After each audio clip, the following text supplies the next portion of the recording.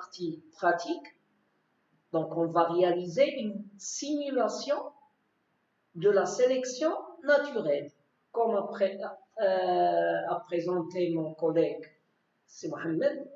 Donc, on va faire une représentation théorique de la sélection naturelle. Je rappelle que la sélection naturelle est un facteur évolutif qui résulte de l'interaction milieu donné sur une population caractérisée par un caractère génétique polymorphe. Alors, on va représenter un caractère héréditaire autosomal avec deux types d'allèles. On va représenter les allèles par les jetons rouges et noirs. On va simuler, représenter le pôle génique, l'ensemble de l'information génétique du caractère de la population par ce sac, à l'intérieur de laquelle on va mettre l'ensemble des jetons selon les fréquences données, 0,2 pour l'allèle dominant et 0,8 pour l'allèle récessif, et on va réaliser des tirages de deux jetons à la fois qui représentent un individu, un génotype donné. Après cette première étape, la deuxième étape consiste à appliquer la sélection. Donc, la sélection, c'est la force du milieu, la force sélective. Il donne avantage à un type et un désavantage aux autres types. Alors, on va commencer. Donc, la première partie consiste à travailler sur un effectif de 50 individus, donc 100 jetons pour un être diploïde. On va commencer par une fréquence initiale pour l'allèle dominant, qui est ici le rouge. Le jeton rouge représente l'allèle dominant, avec une fréquence initiale P0 égale 0,2. 0,2 par rapport à 100, c'est 20. Donc, on va mettre dans le sac, qui est le pool génique de la population, 20 jetons rouges, c'est-à-dire 20 allèles dominants, et 80 jetons noirs qui représentent l'allèle récessif. Voilà. Donc ici, on a le pool génique de la population et on va mélanger pour avoir un phénomène aléatoire et on va faire des tirages de deux à la fois. Une petite table. Hétérozygote, noir, noir, noir, noir, hétérozygote, noir, hétérozygote,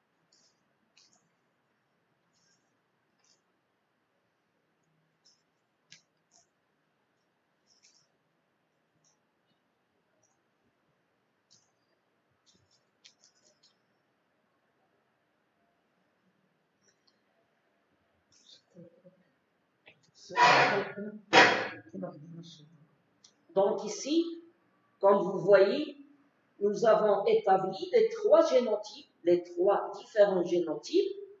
On va compter l'effectif de chaque génotype. L'homozygote récessif, vous avez 1, 2, 3, 4, 5, 6, 7, 8, 9, 10, 11, 12, 13, 14, 15, 16, 17, 18, 19, 20, 21, 22, 23, 24, 25, 26, 27, 28, 29, 30, 31 et 32. Donc 32 pour l'effectif récessif petit a. Pour l'hétérozygote, on a 1, 2, 3, 4, 5, 6, 7, 8, 9, 10, 11, 12, 13, 14, 15, 16. Et pour l'homozygote dominant, on a un effectif de 2. Voilà. Donc, on vérifie. 32 plus 16, ça fait 48. Plus 2, ça fait 50. On a ici l'ensemble des individus de la population après tirage des gamètes et après, bien sûr, en respectant la panmixie. Maintenant, l'étape suivante consiste à appliquer la sélection. Et la sélection dans cette étape consiste à enlever l'étalité du récessif. L'étalité du récessif, sigma 3 est égal à 0. Sigma 3 égale à 0, ça veut dire que l'adaptation de l'homozygote récessif est nulle. On va mettre ici les valeurs sélectives respectives. Donc, pour grand A, sigma 1 est égal à 1, sigma 2 de l'hétérozygote est égal à 1, et sigma 3 du récessif, elle est égale à 0. À 0.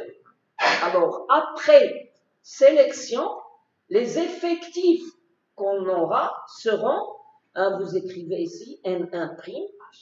Et on calcule la fréquence.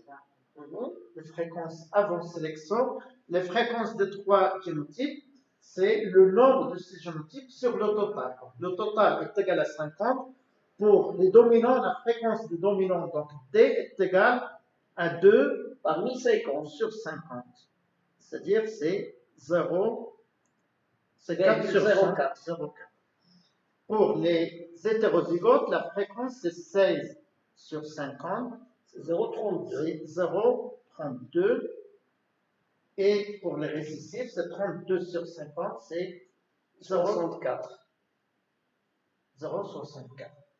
Donc, on peut vérifier ici que la fréquence des dominants 0,04, c'est le carré de 0,8. Donc, P de 0,2, pardon. Et Q, c'était 0,8. Donc, la fréquence des dominants, il est égal à 0,04, c'est P au carré, c'est-à-dire c'est 0,2 au carré. La fréquence des récessifs, elle est de 0,64, c'est le carré de 0,8. Et la fréquence des récessifs, c'est 2 PQ. Donc c'est 2 fois 0,2 fois 0,8, donc ça donne 0,32. Donc ici, on a trouvé parfaitement le résultat attendu donc, de la panmixie, parce que nous avons un effectif qui est assez important. On risque d'avoir des variations si l'effectif était moins important. Voilà. Très bien. Donc, l'étape suivante consiste à appliquer la sélection. Donc, la sélection, il consiste à éliminer complètement l'homozygote récessif. Il est létal. Ils ne sont pas viables. Ils ne participent pas à la reproduction. Les seuls individus qui portent l'allèle récessif, ce sont les hétérozygotes. On dit que les allèles récessifs, les allèles récessifs se cachent parmi les hétérozygotes. Donc, après sélection, on n'aura que deux génotypes, grand A et grand A, petit a, qui admettent le même phénotype, le phénotype dominant. Alors, on va calculer les fréquences géniques après l'application de la sélection. P1 de grand A et Q1. P1, on note P1 pour l'allèle grand A et Q1 pour l'allèle petit a après sélection. Donc P1, c'est toujours la fréquence de l'homozygote, grand A plus la moitié de la fréquence de l'hétérozygote. La fréquence de l'homozygote, c'était 0,04. Le nombre. C'est 2 plus 2 plus la moitié. Plus la moitié, C'est-à-dire 8. 8. Sur le total, 18.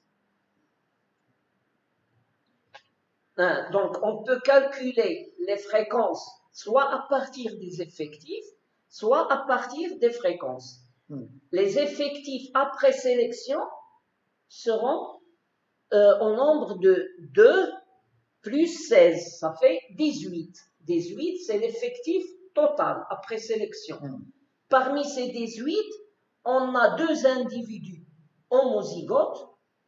Donc, vous avez 2 plus multiplié par 2, c'est-à-dire 4 allèles dominants, et la moitié des hétérozygotes, on aura donc par conséquent 16 allèles dominants parmi les hétérozygotes.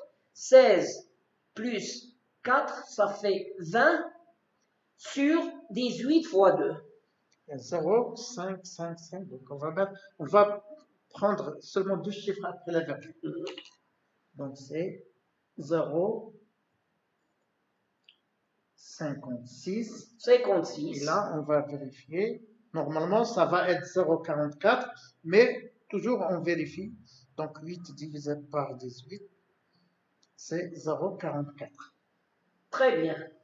Et vous remarquez que la somme donne bien le 100%, le 1. La somme est égale à 1. Ce sont des fréquences relatives. Leur somme est égale à 1.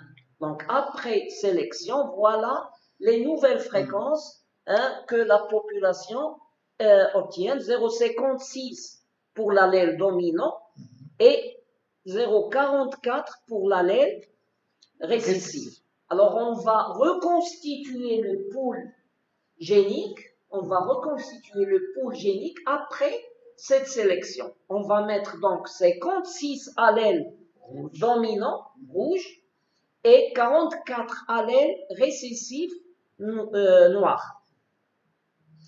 Et on va répéter l'expérience. On va suivre cette expérience pendant plusieurs générations successives. Et à chaque génération, on va établir donc le tableau que vous avez et on va tracer la courbe de l'évolution.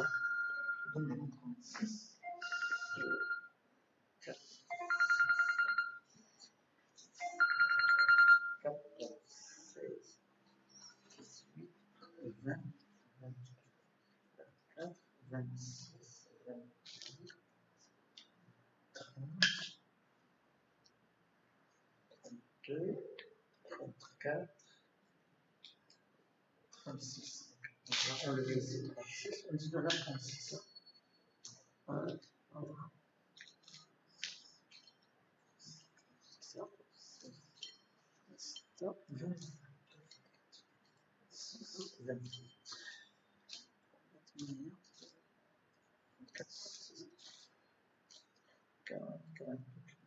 36. 10 de 36. Voilà.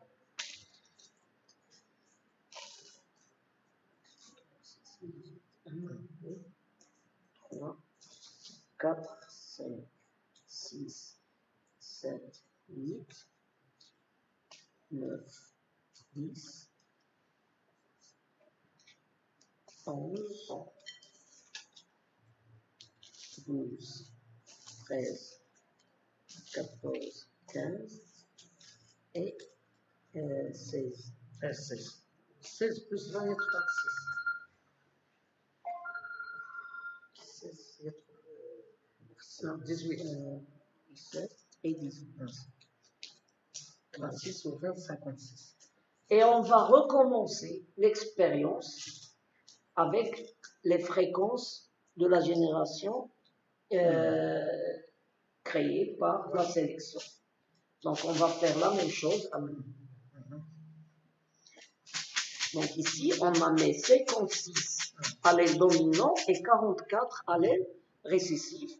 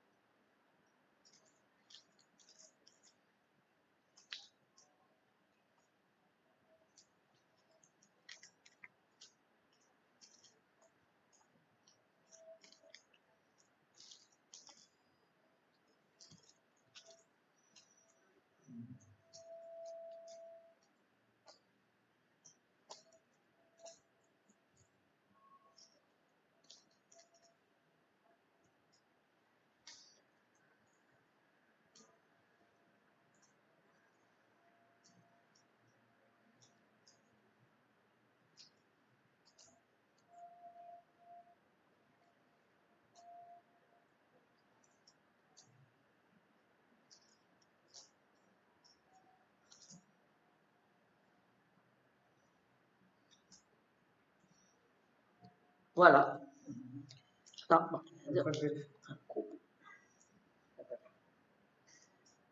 Très bien. On va vérifier le comptage. Donc ici, les dominants, 1, 2, 3, 4, 5, 6, 7, 8, 9, 10, 11, 12, 13, 14, 15, 16, 17. Donc N1, 17,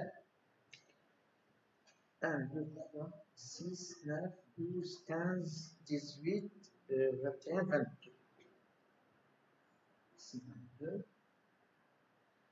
Et N3,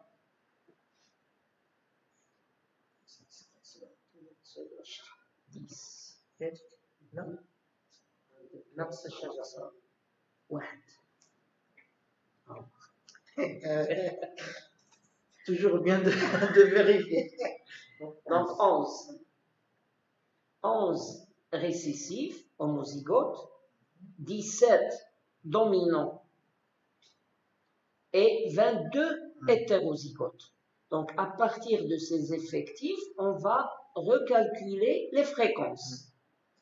Les fréquences D pour dominant, H pour hétérozygote et R pour récessif. Donc c'est 17 parmi 50, 0,34. 22 parmi 50, c'est 0,44. Et 11 parmi 50, c'est 0,22.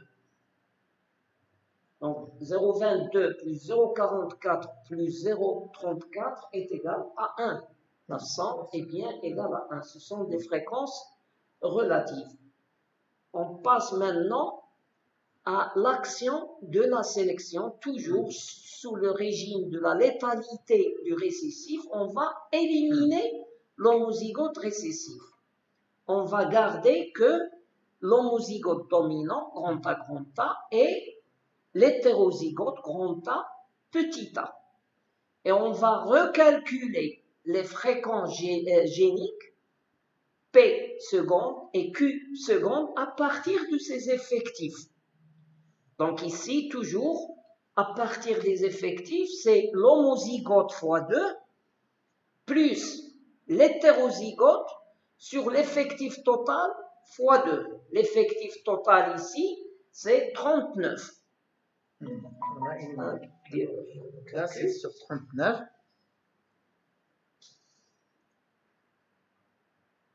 Là, combien nous avons? On a 17 fois 2, il y a 34. On va dire directement. 17 plus la moitié d'élèves. Bien, c'est bon. Bien. Ça revient au même. 17 plus ici 22. Donc 11. 11. Et l'autre, Très bien. 7. Ici, la moitié de l'hétérozygote pour l'allèle petit a sur 39. Parce qu'il n'y a plus de petit a. Donc ici, la population qui se reproduit, c'est uniquement les homozygotes grand A, donc ils sont au nombre de 17, et les hétérozygotes, c'est au nombre de 22. Donc les fréquences P2, cette fois-ci, P seconde P2 et Q2, on va voir qu'est-ce que ça va donner. Donc c'est 18 sur 39, 28 sur 39. 28. 28 sur 39. Oui.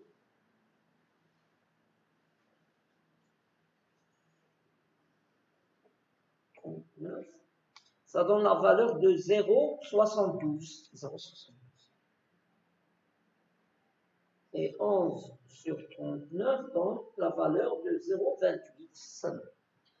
Voilà, donc on voit bien qu'on a une augmentation de l'allèle dominant.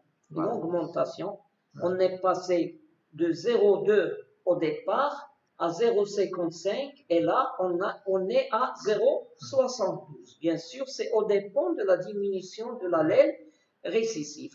Donc on va suivre l'expérience pendant plusieurs générations successives et cette expérience, elle représente un facteur déterministe. Un facteur déterministe, comme mon collègue a dit avant. Donc la population va évoluer vers un état de l'élimination de l'allèle létal. Donc il est unidirectionnel. Il est unidirectionnel. C'est un facteur déterministe. On peut prévoir à l'avance le sens de l'évolution. Et le sens de l'évolution, ça va vers l'élimination de l'allèle létal et la fixation.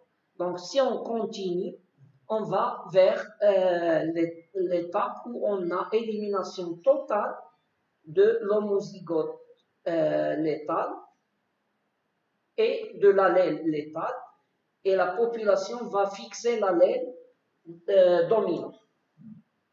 Quel est les cours? D'accord.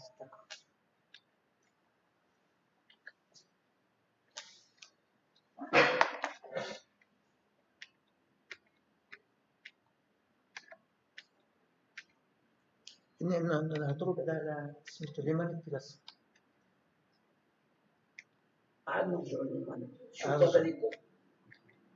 Voilà, donc ici on voit bien le tableau N1, N2, N3, ce sont les effectifs de départ. On calcule leur fréquence par rapport à 50 individus. On applique la sélection qui consiste à travailler avec l'adaptation de chaque génotype. Dans le premier cas qu'on a étudié tout à l'heure, il consiste à éliminer l'homozygote récessif. Donc ici, on aura toujours des valeurs nulles, 0. Et on va garder les valeurs de ces deux génotypes, l'homozygote dominant et l'hétérozygote. Donc voilà, on est parti de 0,2, 0,8. Après une génération de sélection, on a trouvé 0,55 et 0,45. Là, on a trouvé 0,72 et 0,28. Si on continue, on va vers la valeur 1 pour P et 0 pour Q.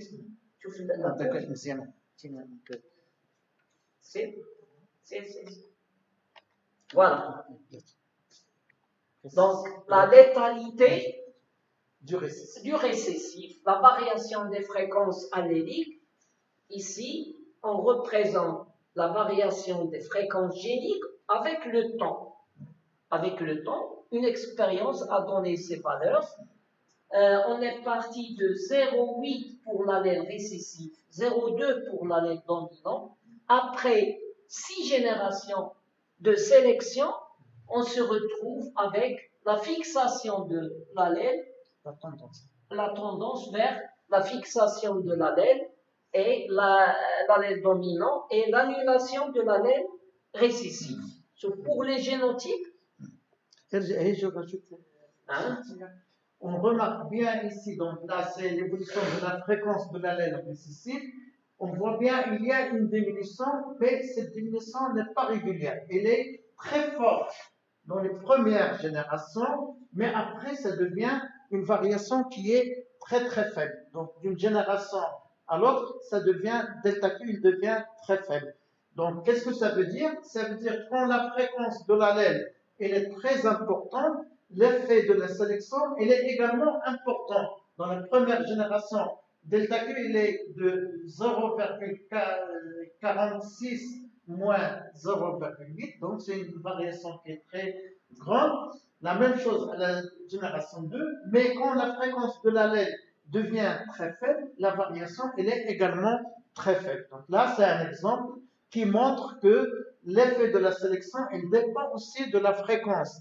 Il est très net quand l'allèle est très fréquent et il est faible quand l'allèle il est très faible. Et bien sûr, en parallèle à cette diminution, c'est l'allèle dominant qui gagne de fréquence. C'est une évolution qui est directionnelle. La tendance, c'est vers l'élimination de l'allèle létal, mais il faut beaucoup de temps pour l'atteindre. Comme on vient de dire, quand la fréquence elle est faible, la variation elle est très faible. Donc la tendance c'est vers 0, mais cet allèle récessif il va être toujours maintenu chez les hétérozygotes, comme mon collègue Saïd l'a dit, il est caché dans les hétérozygotes. Donc ça c'est les tendances des fréquences alléliques grand A et petit a. La même chose, donc ici on a tracé les courbes des fréquences génotypiques. Donc on a vu la fréquence des récessifs. À la génération 0, c'était 0,64. Rappel. Pour les dominants, c'était 0,04. Et pour les récessifs, c'était 0,32, je crois, la première génération. L'évolution des fréquences génotypiques ils sont liées, bien sûr, à l'évolution des fréquences alléliques. On voit bien le récessif qui est létal, on voit bien la diminution de la fréquence des récessifs. Donc, à chaque génération, comme tous les récessifs ne sont pas viables, donc ils ne se reproduisent pas, leur fréquence il diminue. Et il diminue fortement dans les premières générations et très doucement quand la fréquence de l'allèle devient très faible. Et en parallèle à cette diminution, on a l'augmentation des dominants. La fréquence des dominants, il augmente de la même manière que que diminue celle des récessifs. Bien sûr, on voit bien ici pour les hétérozygotes, ce sont ces hétérozygotes qui vont maintenir l'allèle récessif dans la population, donc leur fréquence c'est autour de 0,25. C'est bon. Donc là, c'est la première expérience, létalité du récessif. Cette simulation comprend aussi une deuxième expérience, c'est la simulation où on a sigma 1 égale sigma 3 égale 0,5 et sigma 2 égale à 1. Ici, avec ces valeurs, quel est le génotype le plus avantagé? Bien sûr, c'est le génotype de l'hétérozygote. L'hétérozygote ici, dans ce milieu, elle est avantagée. Donc c'est l'avantage de l'hétérozygote sur les deux homozygotes. On va refaire la même expérience avec des fréquences initiales P0 égale 0,2, Q0 égale à 0,8 pour un groupe, et pour un autre groupe, il va faire l'inverse, c'est-à-dire qu'il va commencer avec 0,8 pour l'allèle dominant et 0,2 pour l'allèle récessif. On a deux situations différentes d'après l'analyse qu'on a démontrée en cours. On a deux étapes. Lorsqu'il y a avantage de l'hétérozygote, on a deux situations différentes, P faible ou P forte. Donc, ici, on va refaire la même chose qu'on a traité tout à l'heure, mais dans ce cas, on va éliminer la moitié des deux homozygotes. On va éliminer 50% de grand A et 50% de petit a, et on va garder l'effectif des hétérozygotes intact, c'est-à-dire qu'on ne va pas changer l'effectif des hétérozygotes. Le milieu favorise l'hétérozygote sur les deux homozygotes. Donc après chaque tirage, chaque génération de Ponmixy, la sélection consiste à éliminer la moitié de l'effectif de grand A et la moitié de l'effectif de petit a. Et on va voir le résultat de cette expérience.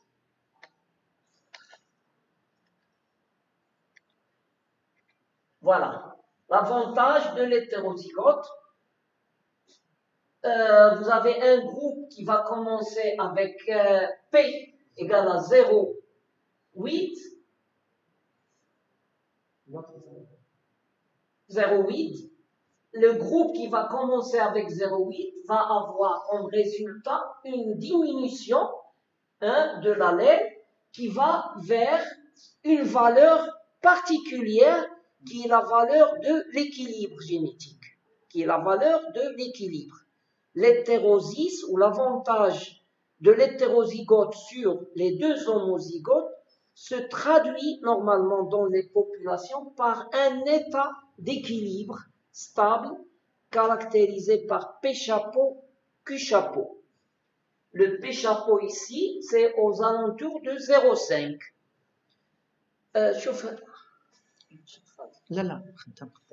Et pour l'allèle récessif, on assiste bien sûr au phénomène inverse. Plus P diminue, Q augmente.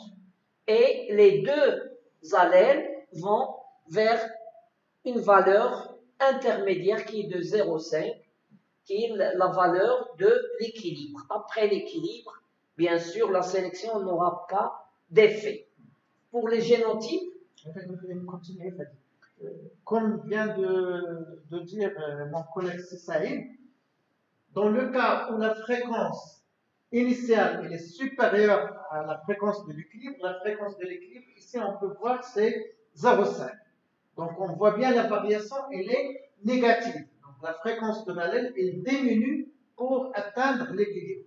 La même chose, quand la fréquence initiale elle est inférieure à la fréquence de l'équilibre, la variation elle est positive. Donc toujours, quelle que soit la fréquence de départ, on va converger vers l'équilibre et cet équilibre, comme tout à l'heure on a parlé de la sélection de la force stabilisante, c'est un équilibre qui est stable. Ça veut dire que quelle que soit la fréquence, même s'il y a une variation par rapport à l'équilibre, la sélection va ramener toujours vers la situation de l'équilibre. Donc, quel que soit, même supposons que cette population soumise à la sélection de type hétérozyse, avantage de l'hétérozygote, il y a eu un changement de la fréquence pour une raison donnée, migration ou mutation ou n'importe quel autre facteur, et qu'on a dévié par rapport à la fréquence de l'équilibre. Qu'est-ce qui fait la sélection? La sélection, il va ramener toujours la fréquence vers l'équilibre, et c'est pour ça qu'on qualifie cet équilibre d'équilibre qui est stable. Donc, on va toujours converger. Donc, on voit bien ici, ça va converger vers cette fréquence de l'équilibre. Ça va nous poser qu'un. Voilà, pour les génotypes, on voit bien, hein, on a la convergence vers des valeurs de l'équilibre où on a coexistence des trois génotypes. On va garder les trois génotypes dans la population. L'homozygote dominant, le vert, l'homozygote récessif, le rouge, et l'orange comme hétérozygote. On va vers un état d'équilibre. Dans notre cas, les fréquences de l'équilibre P chapeau est égal à Q chapeau est égal à 0,5. Donc, pour les hétérozygotes, c'est 2PQ, donc c'est 0,5. Pour chaque récessif, c'est 0,5 au carré. 0,5, c'est 0,25. Très bien. Donc ici, on voit bien qu'on va garder les deux types. Voilà. Les deux types d'allèles sont conservés dans la population. Yeah. Oui, il maintient le polymorphisme.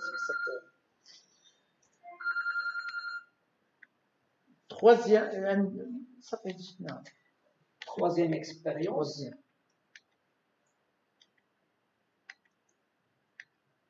Voilà, l'expérience 3, la simulation 3, toujours avec un effectif égal 50.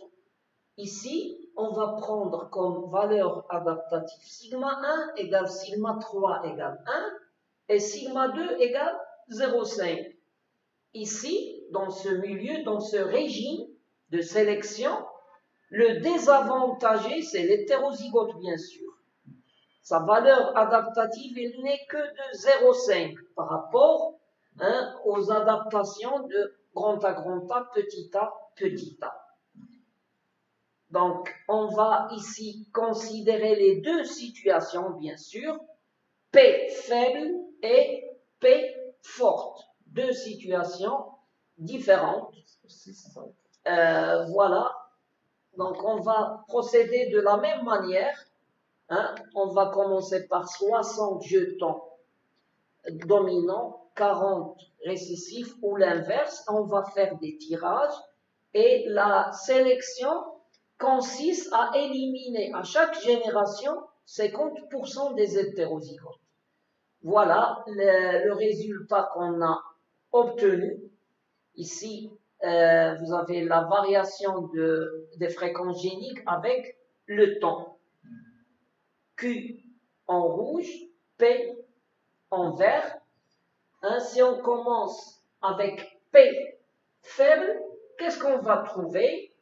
On va trouver une diminution avec le temps, une tendance vers l'annihilation. Si par contre, on commence avec P faible, P forte, ici, vous avez P, Q qui est forte, donc P faible, donc Q va vers la fixation, et là, c'est l'inverse, le phénomène inverse. On a P faible, donc Q forte, on va vers l'élimination de l'allèle dominant. Et c'est comme tout à l'heure, comme on a dit tout à l'heure, ce cas précis de désavantage de l'hétérozygote, il existe une fréquence de l'équilibre, qui est ici toujours P chapeau égale à Q chapeau est égal à 0,5. Et on a considéré les deux cas. Quand la fréquence initiale est supérieure à la fréquence de l'équilibre, et le deuxième cas, quand la fréquence initiale est inférieure à l'équilibre. Et donc, on voit bien que contrairement à l'équilibre de l'hétérozygote, ici, c'est un équilibre qui est instable. Quand la fréquence est supérieure à la fréquence de l'équilibre, la tendance est vers la fixation, c'est-à-dire on va diverger.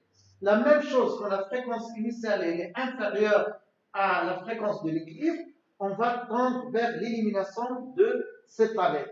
Donc, tout à l'heure, on a parlé d'un équilibre qui est stable. Ici, il existe un équilibre, mais cet équilibre, il n'est pas stable, il est instable. Et vous voyez bien ici, c'est une situation de sélection unidirectionnelle. Donc, comme l'équilibre n'est pas stable, on va tendre soit vers l'élimination d'un allèle, soit vers la fixation de cet allèle. Voilà. Et une chose, pour les fréquences de l'équilibre, c'est pas toujours 0,5.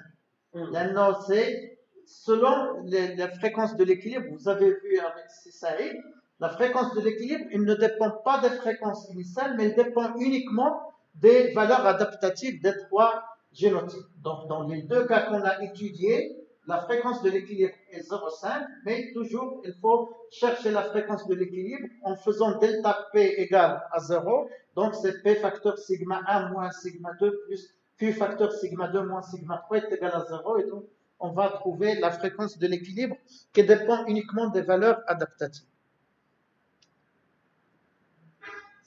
Voilà, ici, on a la représentation des fréquences génotypiques en fonction du temps. L'unité de temps, c'est la génération. Pendant 7 générations successives, le rouge représente le dominant, le vert représente le récessif et l'orange l'hétérozygote. On voit bien une tendance vers la divergence, vers l'élimination d'un allèle et la fixation d'un autre. La fixation de l'allèle ici, l'allèle récessif, qui va avoir comme fréquence 1. Donc, après cette expérience, on voit bien que seul avec l'hétérosis, on garde le polymorphisme. Alors que les autres situations, on évolue toujours vers l'élimination du polymorphisme, c'est-à-dire la fixation d'un allèle et l'élimination d'un autre, ce qui se traduit par une diminution de la diversité génétique. Donc, ce qu'on va vous demander de faire, c'est de faire des simulations pareilles pour les 3 expériences qu'on vous a montrées. Vous prenez un petit sac et vous cherchez 2 jetons, un qui représente les allèles. Vous réalisez cette expérience, vous remplissez le tableau et vous faites un petit rapport de synthèse et vous nous envoyez ça dans le plateforme. Et avec ça, on termine cette séance. On vous souhaite bon courage. Assalamu alaikum wa rahmatullahi wa barakatuh. Salam alaikum. شكرا.